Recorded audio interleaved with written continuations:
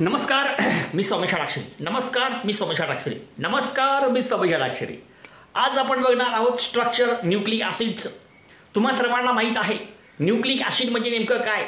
Nucleic acid आपण कोणाला म्हणतो? DNA RNA यांना आपण न्यूक्लिक ॲसिड म्हणतो. अरे पोरांनो, तुम्हा सर्वांना माहीत आहे न्यूक्लिक ॲसिडचे मुख्य प्रकार दोन, एक RNA एक DNA. RNA. ओके, यांचं स्ट्रक्चर कसं असतं त्याच्याबद्दलची माहिती या ठिकाणी आज आपल्याला घ्यायची आहे. आणि तुम्हाला माहीत आहे की तुमचा न्यूक्लिक ॲसिड हा कशापासून बनलेला आहे? न्यूक्लिओटाइडपासून बनलेला आहे. एक लिहितो इथे वाक्य, न्यूक्लिओटाइडपासून न्यूक्लिक ॲसिड बनलेला आहे. न्यूक्लिक ॲसिड हा कशापासून बनला आहे? न्यूक्लिओटाइडपासून तयार होणारा पॉलिमर म्हणजे न्यूक्लिक ॲसिड. RNA असो किंवा DNA असो, लक्षात ठेवा दोन्ही प्रकारचे जे काही न्यूक्लिक ॲसिड्स असतील, दोन्ही प्रकारचे nucleic acid these are the polymers of nucleotide. दोन्ही प्रकारचे न्यूक्लिक ॲसिड, मग तो RNA असो मग तो DNA असो, न्यूक्लिओटाइड पासून तयार झालेले आहेत. आणि म्हणून न्यूक्लिक ॲसिड कोण आहे? पॉलिन्यूक्लिओटाइड आहे. पॉलिन्यूक्लिओटाइड हे सांगितलं काल तुम्हाला मी, ह्याच्याबद्दल वेगळं सांगायची आवश्यकता नाही. RNA DNA हे कोण आहेत? पॉलिमर आहेत. कोणाचे पॉलिमर आहेत? न्यूक्लिओटाइड या मोनोमरचे पॉलिमर आहेत. आणि म्हणून न्यूक्लिक ॲसिडला RNA असो किंवा DNA ह्याला काय म्हणतात? पॉलिन्यूक्लिओटाइड. ठीक आहे. हे सगळे न्यूक्लिओटाइड, असंख्य असे न्यूक्लिओटाइड एकमेकाला जोडतात. कसे जोडतात त्याच्याबद्दलची माहिती थोडक्यात तुमच्यासमोर मी या ठिकाणी सांगण्याचा प्रयत्न करणार आहोत. म्हणजे कसं, एक न्यूक्लिओटाइड, दुसरा न्यूक्लिओटाइड, तिसरा न्यूक्लिओटाइड, असे असंख्य न्यूक्लिओटाइड्स एकमेकाला जोडतील आणि मग त्या ठिकाणी तयार होईल पॉलिन्यूक्लिओटाइड आणि ते असेल न्यूक्लिक ॲसिड. न्यूक्लिक ॲसिड कशापासून बनलाय? न्यूक्लिओटाइड पासून. आणि हे सगळे न्यूक्लिक ॲसिड, हे सगळे न्यूक्लिओटाइड्स एकमेकाला कशाच्या साहाय्याने जोडलेले आहेत? ते म्हणजे बॉन्डच्या साहाय्याने जोडलेले असतील. आणि हे सगळे न्यूक्लिओटाइड्स एकमेकाला जोडून एक मोठं स्ट्रक्चर तयार होतं, that is the nucleic acid. Nucleic acid मग ते RNA असेल, ते DNA असेल, कशापासून बनलेलं आहे? ते बनलेलं आहे न्यूक्लिओटाइडपासून. अशी असंख्य न्यूक्लिओटाइड जेव्हा एकमेकाला जोडतात तेव्हा त्या ठिकाणी तयार होतो न्यूक्लिक ॲसिड. न्यूक्लिक ॲसिड हा कशापासून बनलेला आहे? न्यूक्लिओटाइडपासून. न्यूक्लिओटाइड असे किती आहेत? असंख्य आहेत. आणि हे सगळे न्यूक्लिओटाइड जेव्हा एकमेकाला जोडतात तेव्हा एक मोठं स्ट्रक्चर तयार होतं आणि त्याला म्हणायचं न्यूक्लिक ॲसिड. न्यूक्लिक ॲसिड न्यूक्लिओटाइडपासून बनलेले आहे. असंख्य असे न्यूक्लिओटाइड्स एकमेकाला जोडलेले आहेत. जेव्हा असंख्य अशी न्यूक्लिओटाइड्स एकमेकाला जोडून एक मोठं स्ट्रक्चर तयार होतं तेव्हा त्याला म्हणतात न्यूक्लिक ॲसिड. मग ते असेल RNA, ते असेल DNA. ओके, तुम्हाला हे बी माहीत आहे हा न्यूक्लिओटाइड 3 घटकापासून बनला आहे. न्यूक्लिओटाइडमध्ये पेंटोज शुगर आहे, मोनोसॅकराइड, पेंटोज शुगर, फ्युरियानोज, त्याच्यामध्ये फॉस्फेट ग्रुप आहे, त्याच्यामध्ये नायट्रोजन कंटेनिंग बेस आहे. 3 घटक आहेत. आणि हे 3 घटक आपण लक्षात घेणं फार महत्त्वाचं आहे. न्यूक्लिओटाइड म्हणजे monosaccharide, pentose sugar, furanose, phosphate group, nitrogen containing base. Okay, म्हणजे कसं हो का, हे समजा शुगर आहे, समजा ही शुगर आहे. शुगरला काय जोडलंय? Phosphate group. शुगरला परत काय जोडलं इथं? Nitrogen base. हा झाला एक न्यूक्लिओटाइड.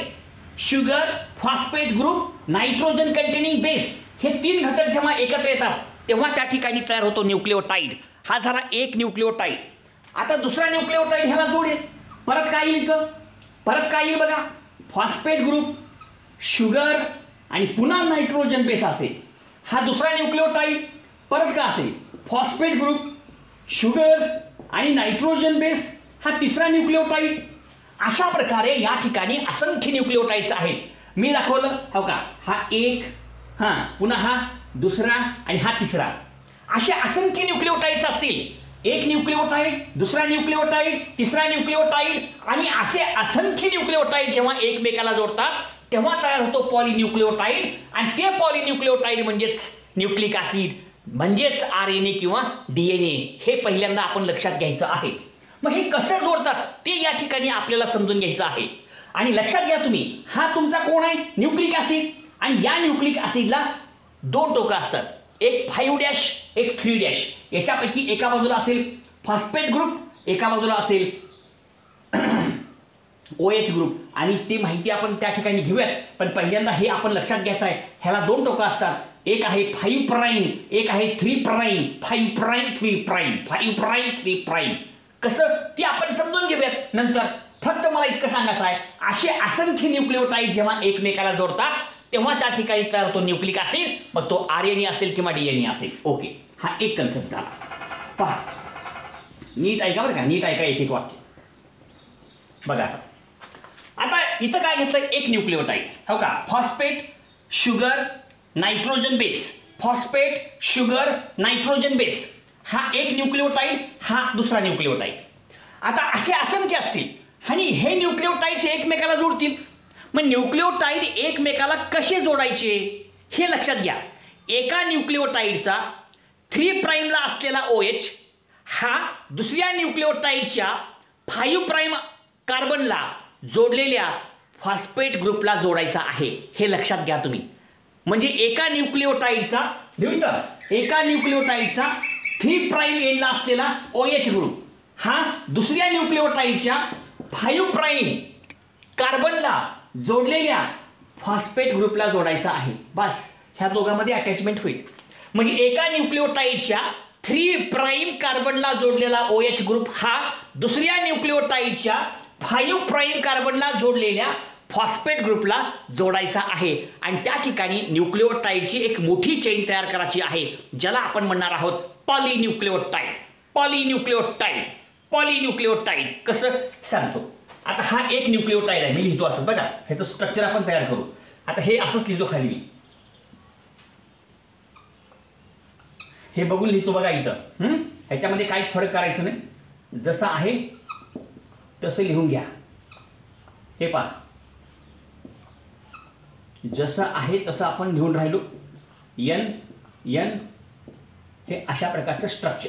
ओके, त्यानंतर काय आहे इथं हो का, या ठिकाणी OH ग्रुप आहे आणि या ठिकाणी काय जोडलेलं आहे बघा, CH2, परत O, परत O, हे P इथं, सॉरी हे बघा CH2 O P double bond O minus minus. हा असंच लिहिला. आता याचा हा 5' कार्बन आहे. हा 5, हे 1', 2', 3', 4', 5' कार्बन. या कार्बनचं नाव 5' आणि या 5' कार्बनला जोडलेला हा तुमचा फॉस्फेट ग्रुप. आणि या फॉस्फेट ग्रुपला आपल्याला जोडायचा आहे या ठिकाणचा हा 3'ला असलेला OH. मग इथला OH कळालं का, इथला OH आणि या ठिकाणचा O निघून जातो आणि तिथं त्या ठिकाणी काय होत असते, अटॅचमेंट होत असते. हे पहिल्यांदा आपण लक्षात घ्यायचं. आता बघा, तिथला आपण H काढून टाकू आणि मग पुसू. हे पुसू का, हे बघा पुसतो हे. आता हे जोडा ह्याला बघा, ह्या फॉस्फेटला जोडा. काही हो का, हे O आहे का, परत हे अशा प्रकारची रिंग, इथे काय जोडलं N डबल बॉन्ड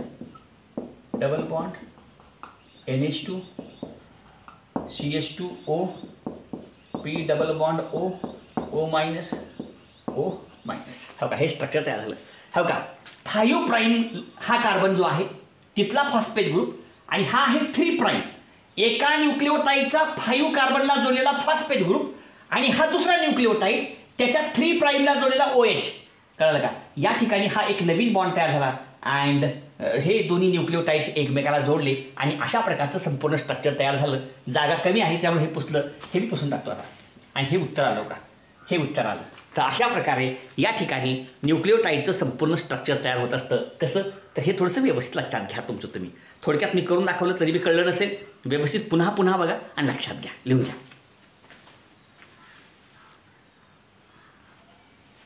ठीक आहे, तर अशा प्रकारचं आपलं हे संपूर्ण स्ट्रक्चर आपल्यासमोर आलेलं आहे. आणि अशा प्रकारे हा तुमचा पॉलिन्यूक्लिओटाईड म्हणजेच न्यूक्लिक ॲसिड म्हणजे RNA. लक्ष द्या आता बघा. आता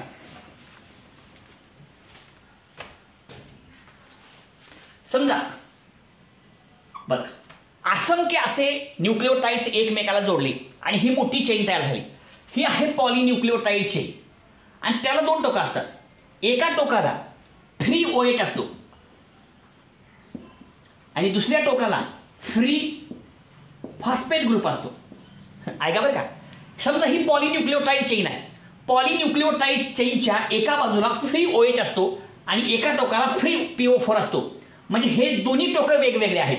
ज्या बाजूला फ्री OH आहे त्याला म्हणायचं 3 प्राइम एंड आणि ज्या बाजूला फ्री PO4 आहे that is called as the 5 prime end. एक 3 प्राइम एंड असेल, एक 5 प्राइम एंड असेल. हे पण थोडक्यात या ठिकाणी आपण लक्षात घ्यायचं आहे. ह्याला 2 एंड असतात, 5 प्राइम आणि 3 प्राइम. ओके, मी आता तेच दाखवतो बघा. आता काय घेतलं आपण, हा फॉस्फेट ग्रुप आहे बरं का. फॉस्फेट ग्रुप हे शुगर आहे, हे नायट्रोजन बेस आहे. एक हां फॉस्फेट ग्रुप, हां शुगर, हां नायट्रोजन बेस, हां phosphate group, sugar, nitrogen base. हे असं स्ट्रक्चर. ह्याला 2 टोक असतील, हे एक टोक, हे एक टोक असणार आहे. एका टोकाला फॉस्फेट ग्रुप असणार आहे मोकळा, that is called as the 5 prime end. 5 prime end आणि एका बाजूला कोण असणार आहे मोकळं, लक्षात घ्या OH ग्रुप. या बाजूला OH असेल म्हणजे दिस इज कॉल्ड 3 प्राइम एंड. म्हणजे तुमच्या पॉलिन्यूक्लिओटाइड चेनच्या 2 टोकाला 2 वेगवेगळी नावं द्यायचं आहेत. एका टोकाला फॉस्फेट ग्रुप मोकळा आहे त्याला म्हणा 5 प्राइम एंड. एका बाजूला OH ग्रुप फ्री असणार आहे त्याला म्हणा 3 प्राइम एंड. अशा प्रकारे या ठिकाणी आपल्याला सांगता येईल की बाबांनो, ही जी तुमची पॉलिन्यूक्लिओटाइड चेन आहे त्याला 2 टोकं असतात. एकाला म्हणतात 5 prime 3 prime, 5 prime 3 prime, 5 prime 3 prime. Okay, आता प्रायमरी स्ट्रक्चर जे आहे की नाही, न्यूक्लिक ॲसिडचं प्रायमरी स्ट्रक्चर काय सांगतं, sequence of nucleotide. Sequence of nucleotide. आता न्यूक्लिओटाइडचा सिक्वेन्स कसा आहे, पहिल्यांदा कुठला न्यूक्लिओटाइड आहे, दुसऱ्यांदा कोणता न्यूक्लिओटाइड आहे, तिसऱ्यांदा कुठला न्यूक्लिओटाइड आहे. न्यूक्लिओटाइडमध्ये नायट्रोजन बेस बदलतो बरं का, आणि नायट्रोजन बेस बदलला की न्यूक्लिओटाइड बदलतो. मग पहिल्यांदा कोणता आहे, दुसऱ्यांदा कोणता आहे, तिसऱ्यांदा कोणता आहे, त्याचा सिक्वेन्स कोणता आहे, त्याचा क्रम कसा आहे, याच्याबद्दलची माहिती कोण सांगतं, प्रायमरी स्ट्रक्चर सांगतं. प्रायमरी स्ट्रक्चर जे असतं it gives the information about the sequence of न्यूक्लिओटाइडची सिक्वेन्स, त्याच्याबद्दल आपल्याला जी काय ती सांगण्याचं काम हा करत असतो. अजून एक महत्त्वाचं वाक्य आपण लक्षात घ्यायचं आहे की हा जो तुमचा न्यूक्लिओटाइड आहे, ह्या न्यूक्लिओटाइडला आपण नाव देऊ शकतो on the basis of nitrogen base. Nitrogen बेसच्या आधारे, नायट्रोजन बेसच्या आधारे, का म्हटलं मी, नायट्रोजन बेसच्या आधारे या ठिकाणी आपल्याला नाव देता येतं. कुणाला नाव देता येतं, ह्या न्यूक्लिओटाइडला, ह्या न्यूक्लिओटाइडला, ह्या न्यूक्लिओटाइडला. समजलं का, नायट्रोजन बेस कोणता आहे. आता या ठिकाणी अडेनाइन असेल, ग्वानाइन असेल, थायामाइन असेल, सायटोसाइन असेल किंवा युरॅसिल असेल. तुम्हाला माहित आहे अडेनाइन, ग्वानाइन, थायामाइन, सायटोसाइन, युरॅसिल. अडेनाइन, ग्वानाइन, थायामाइन, सायटोसाइन, युरॅसिल ह्याच्यापैकी एक असेल ना. मग जो नायट्रोजन बेस त्या प्रकारचा न्यूक्लिओटाइड, हिथं जे असेल त्या प्रकारचा न्यूक्लिओटाइड, हिथं जो असेल त्या प्रकारचा न्यूक्लिओटाइड. आणि नायट्रोजन बेसच्या आधारे, नायट्रोजन बेसच्या आधारे आपण न्यूक्लिओटाइडला नाव देऊ शकतो. अशा प्रकारे या ठिकाणी स्ट्रक्चर कसं असतं ते सगळं तुमच्यासमोर सांगितलेलं आहे. आणि एक वाक्य आपण लक्षात घ्यायचं आहे, 2 न्यूक्लिओटाइड एकमेकाला कसे जोडतात ते सांगितलं आपण. एका न्यूक्लिओटाइडचा 5 प्राइम कार्बनला जोडलेला फॉस्फेट हा दुसऱ्या न्यूक्लिओटाइडच्या 3 प्राइम कार्बनला जोडलेला OH, हे दोघं एकमेकाला जोडतात. आणि त्या ठिकाणी अशा असंख्य न्यूक्लिओटाइड्स याच पद्धतीने एकमेकाला जोडून एक मोठं स्ट्रक्चर तयार होतं, दॅट इज द पॉलिन्यूक्लिओटाइड. लाईक करा, शेअर करा, सबस्क्राईब करा. धन्यवाद.